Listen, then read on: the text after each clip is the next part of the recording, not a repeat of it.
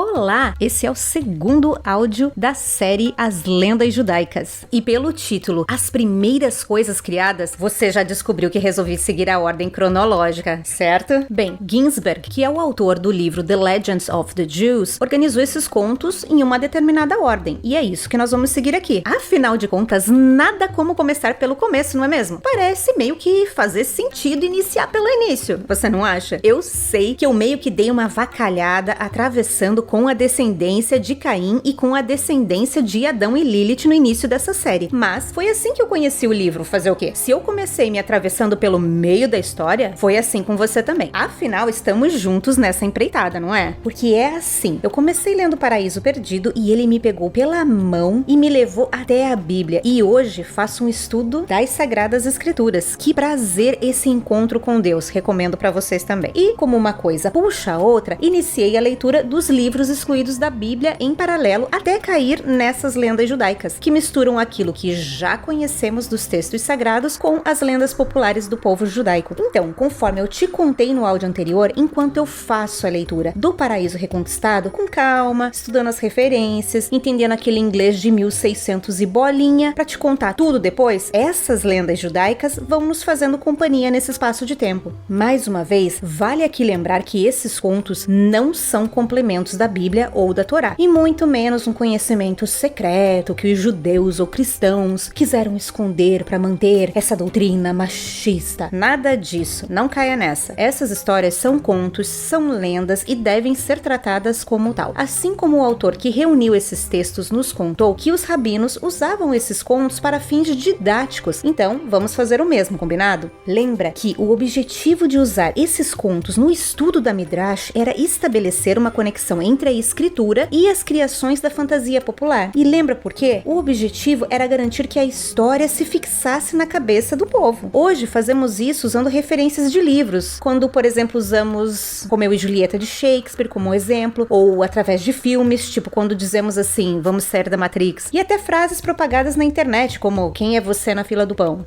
Nossa, você já parou pra pensar se essas modas da internet fossem usadas pra esse propósito? Coitado dos exegetas, iam ter que renovar os memes de tempos em tempos, afinal passa 3 meses e ninguém mais lembra de nada. Abrindo um parênteses aqui, alguém além de mim lembra de um dos primeiros memes da internet que dizia assim: o jardineiro é Jesus e as árvores somos nós.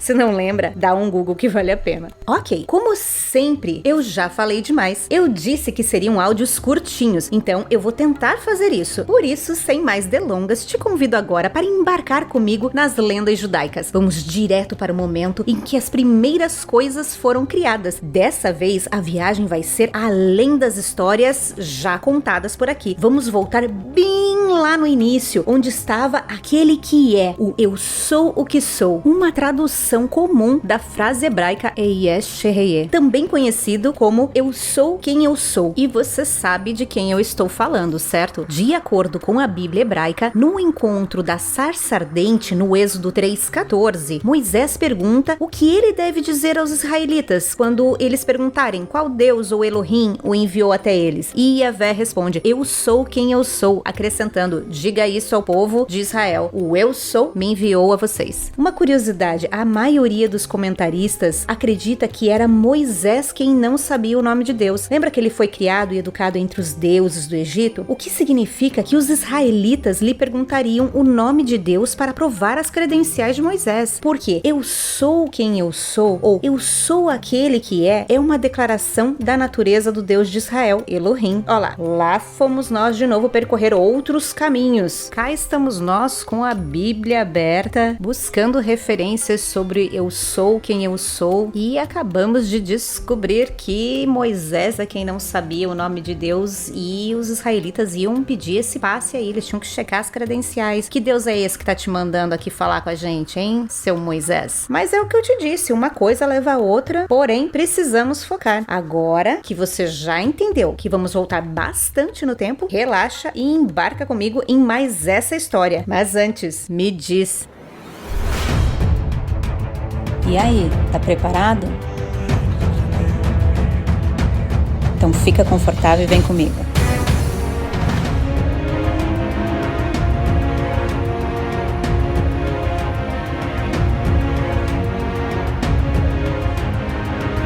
non nobis Domine, non nobis sed nomine tua gloriam. The Legend of the Jews, by Louis Ginsberg.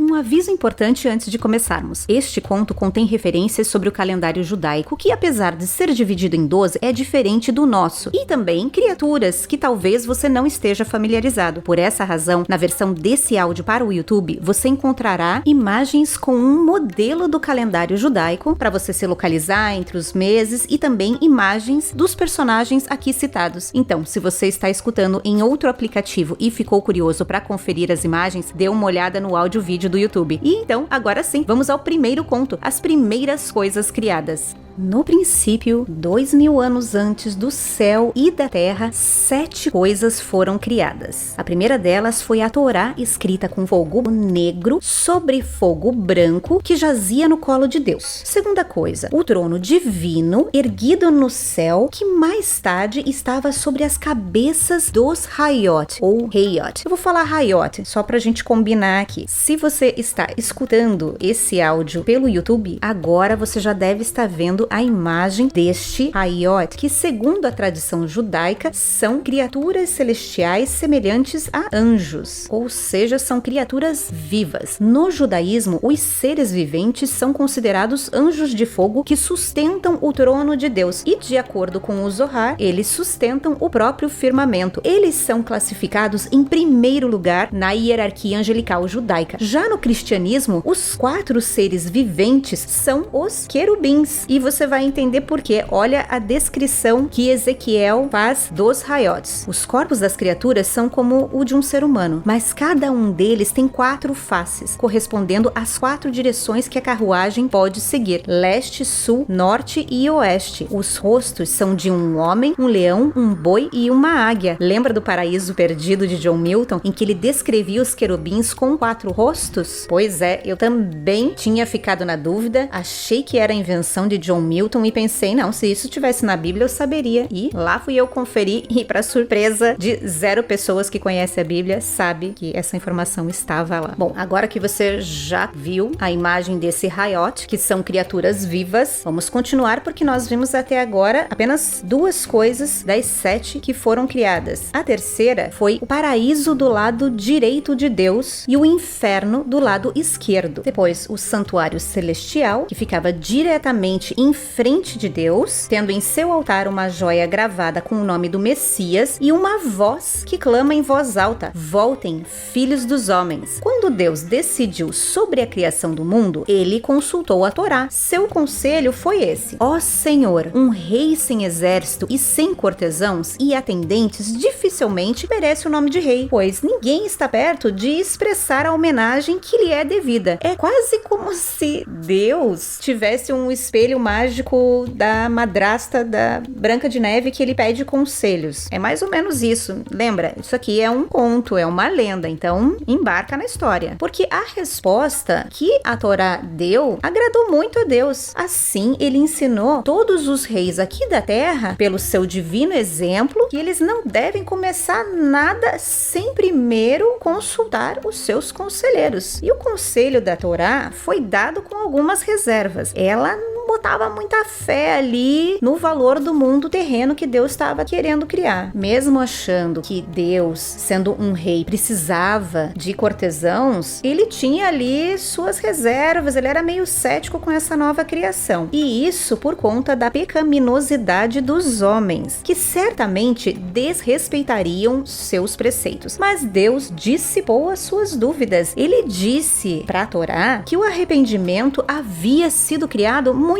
antes e os pecadores teriam a oportunidade de consertar os seus caminhos. Além disso, o serviço do templo seria investido de um poder expiatório e o paraíso e o inferno deveriam cumprir o dever como recompensa ou punição. E finalmente o Messias foi designado para trazer a salvação que poria fim a toda pecaminosidade da humanidade. Porém, esse primeiro mundo que Deus criou nem é aquele que nós vivemos, não. Ele fez vários mundos antes do nosso, mas destruiu todos eles porque ele não gostou de nenhum, até que ele criou o nosso, e aí ele viu que era bom. Mas mesmo esse último mundo não teria permanência, ou seja, ele não seria o mundo que nós conhecemos se Deus tivesse executado o seu plano original de governá-lo de acordo com o princípio da justiça estrita. Foi somente quando ele viu que a justiça por si só iria acabar com o mundo que ele associou então a misericórdia e os fez governar juntos. É como se você imaginasse um avião que só com a asa da justiça não voaria, mas quando Deus acrescenta a misericórdia, então esse avião pode seguir voo. Assim, desde o início de todas as coisas prevaleceu a bondade divina, sem a qual nada poderia ter continuado a existir. Se não fosse por isso, as miríades de espíritos malignos logo acabariam com as gerações de homens. E só um adendo, o que são essas miríades de espíritos? São uma infinidade, uma legião, uma multidão de espíritos malignos que rapidamente acabariam com as gerações de homens. Mas a bondade de Deus ordenou que em cada Nissan, na época do equinócio da primavera, os serafins se aproximem do mundo dos espíritos. E aqui vamos fazer uma nova pausa, porque eu vou colocar a imagem do calendário judaico para você identificar o que é o Nissan e em que época do ano inicia-se o Nissan no calendário judaico. E a Páscoa inicia no dia 15 de Nissan, provavelmente a festa judaica mais celebrada. E por fim, é considerada uma época de milagres. Então vamos retornar, porque depois da gente entender como se localiza Nissan dentro do calendário e qual é a representação dele para os judeus, agora fica mais fácil a gente seguir a história. Então eu vou retornar lá. Mas a bondade de Deus ordenou que em cada Nissan, na época do equinócio da primavera, os serafins se aproximem do mundo dos espíritos para intimidá-los, ou seja, para que esses espíritos malignos temam fazer o mal aos homens. Novamente, se Deus em sua bondade não tivesse dado proteção aos mais fracos, os animais mansos teriam sido extirpados há muito tempo pelos animais selvagens. Em Tammuz, na época do solstício de verão, bom, vamos fazer uma pausa breve aqui para entender o que é Tammuz. Tammuz é o quarto dos 12 meses do calendário judaico. Tammuz dá início à estação Tekufá do verão. Os 3 meses dessa estação, Tammuz, Av e Elul, correspondem às 3 tribos do acampamento de Rubens, Simeão e Gade. Uma curiosidade é que Tammuz é o mês do pecado do bezerro de ouro que resultou na quebra das tábuas dos 10 mandamentos. Lembram que Moisés subiu para pegar as tábuas e quando ele desce, ele vê o povo inteiro idolatrando um bezerro de ouro? Pois é, foi no mês de Tammuz. Agora vamos retornar novamente à história, porque já estamos por dentro desse período do ano chamado Tammuz. Então vamos retornar. Então, Tammuz, na época do solstício de verão, quando a força de Behemoth está no auge. Vamos ter que fazer mais uma pausa aqui de novo. Quem é Behemoth? Na tradição judaica ortodoxa, Behemoth ou Behemoth é um monstro da terra por excelência, em oposição ao Leviatã, que é o monstro do mar, e Ziz, que é o monstro do ar. Segundo a tradição judaica ortodoxa, a missão do Behemoth ou Behemoth é esperar pelo dia em que Deus lhe pedirá para matar o Leviatã, uma criatura marinha tida por alguns como parecida com uma baleia. As duas criaturas morrerão no combate, mas Behemoth será glorificado por cumprir a sua missão. Então, a carne dos 2 monstros será servida em banquete aos humanos que sobreviverem. De acordo com a passagem literal do livro de Jó, o próprio Criador contou a ele sobre Behemoth, e uma das características mais marcantes que surgiu naquela conversa foi que a besta mítica comia grama como bois. Portanto, podemos ter a clareza sobre 2 informações importantes. Uma delas é que ele era herbívoro, e a outra que não era um boi, porque ele compara com o boi, mas não se refere a ele com a imagem de um boi. Bom, então você já viu a imagem, já conhece o Behemoth ou Behemoth, e por isso podemos continuar a história. Só que eu acho que eu vou ter que voltar um pouquinho pra gente pegar o ritmo de novo. Então vamos lá. Em Tammuz, na época do solstício de verão, quando a força de Behemoth está no auge, ele ruge tão alto que todos os animais o ouvem, e por um ano inteiro ficam assustados e tímidos, e seus atos se tornam menos ferozes do que a sua natureza é de fato. Mais uma vez, em Tishri, na época do equinócio de outono, dá uma olhada aí no calendário calendário judaico de novo, o grande pássaro Ziz bate as asas e emite seu grito, de modo que as aves de rapina, as águias e os abutres se encolhem e temem atacar os outros animais só pela sua ganância. E aí, você também está conferindo a imagem desse grande pássaro chamado Ziz. Ziz é um pássaro tão grande quanto o Leviatã. Assim como o Leviatã é o rei dos peixes, também Ziz é o rei de todas as aves. Seus tornozelos repousam na terra, enquanto a sua cabeça alcança o céu. Alguns dizem que Ziz é tão alta que sua cabeça sobe até o trono da glória, aonde ela encanta o único Deus com o seu canto de pássaro. Se Ziz abrisse suas asas, uma escuridão se espalharia por toda a terra por conta de sua sombra. Bom, agora que você conheceu mais essa figura mitológica judaica, vamos continuar a história, que continua nos dizendo que se novamente não fosse pela bondade de Deus, o grande número de peixes grandes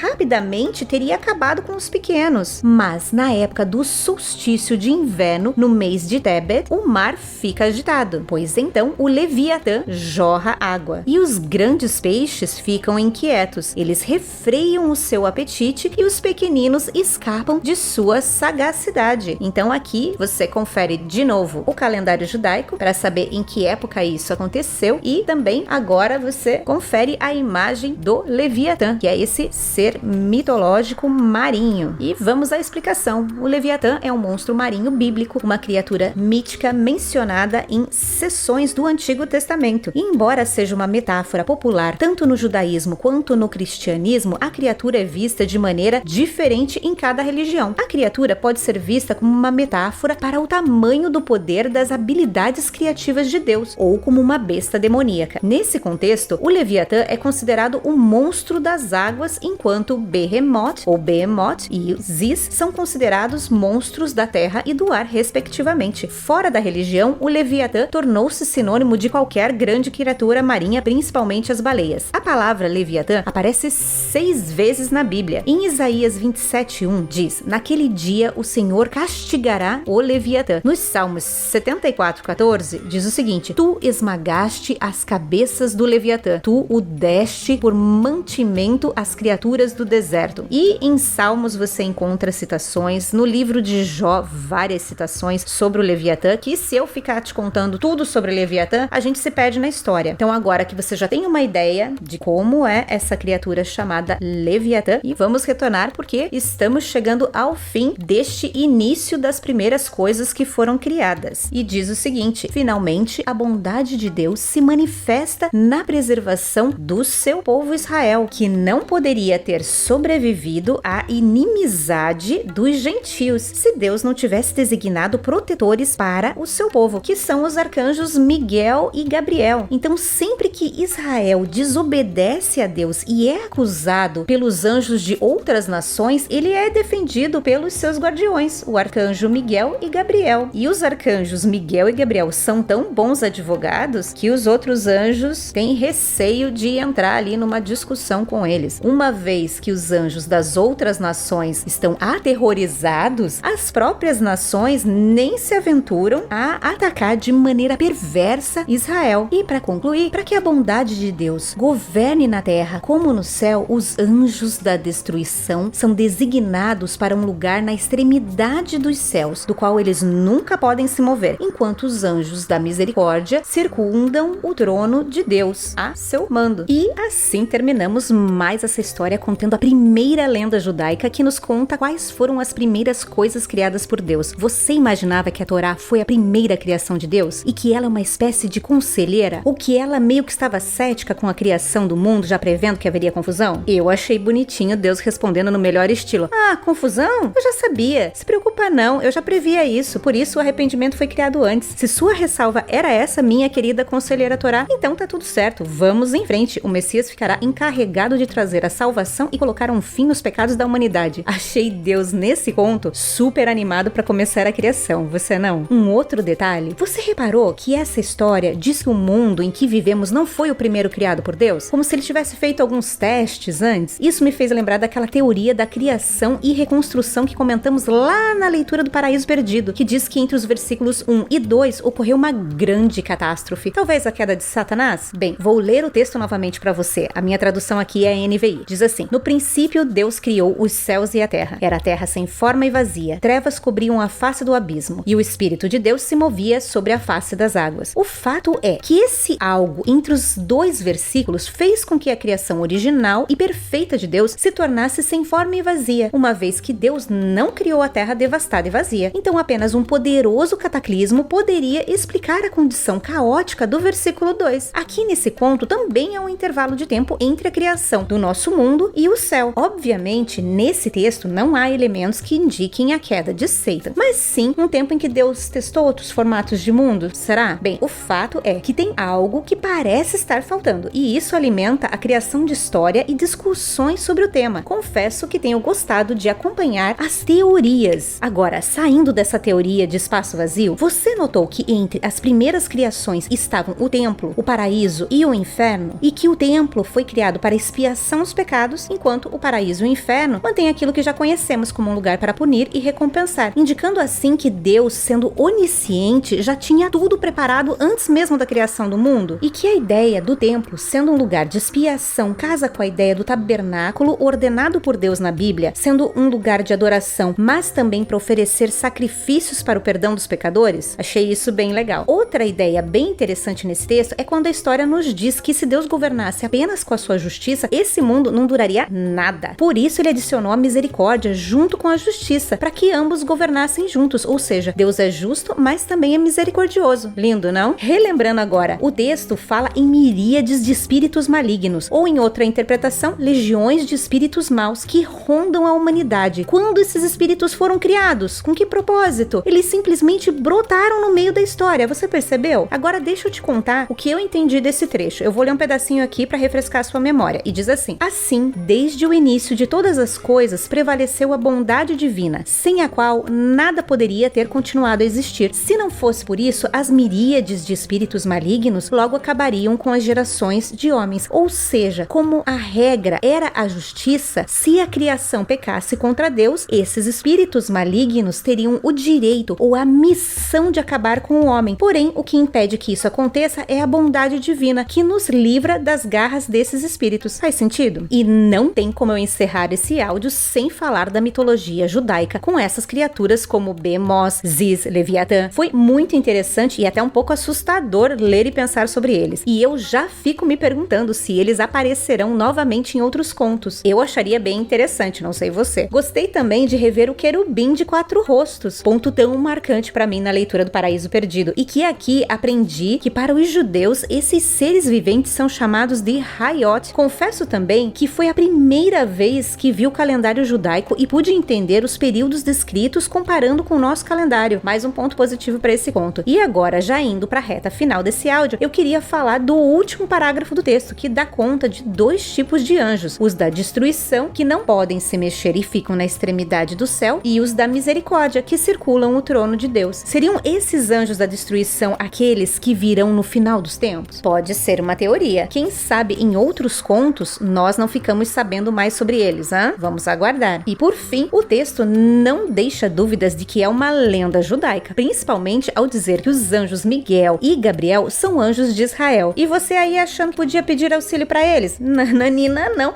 A não ser que você seja de origem judaica, segundo essa lenda, as outras nações possuem outros anjos. Vá procurar sua turma e deixe os 2 quietos. Brincadeiras à parte, esse detalhe apenas ressalta a crença de que Israel foi o povo escolhido por Deus, assim como está no Antigo Testamento, e acrescenta a ideia de que eles possuem anjos para defendê-los mesmo quando eles erram, representando bem aquilo que caracteriza as lendas judaicas, que são a mistura de textos sagrados e adições das crenças populares. Eu também acrescentaria algo se criasse a minha lenda. Eu diria algo assim, que o anjo Rafael é responsável por proteger todos os Rafaels e Rafaelas do mundo. Coitado, esse anjo teria muito trabalho, meu pai que o diga. Enfim, depois de inventar essa missão pro anjo Rafael, termino aqui mais este conto. Espero que você tenha gostado de estar comigo em mais essa leitura e te aguardo no próximo áudio. Até lá! Lembrando que esse não é um audiolivro, mas a minha interpretação da história. Se você ficou curioso sobre esse livro que reúne as lendas judaicas contadas aqui, não deixe de ler a versão original. O livro utilizado por mim é a versão em inglês do e-book The Legends of the Jews, escrito por Louis Ginsberg, de 1998. Confira na descrição desse áudio todas as informações sobre essa edição que serviu como base para eu te contar essa história. Por hoje ficamos por aqui, mas te espero nos próximos áudios. Até lá!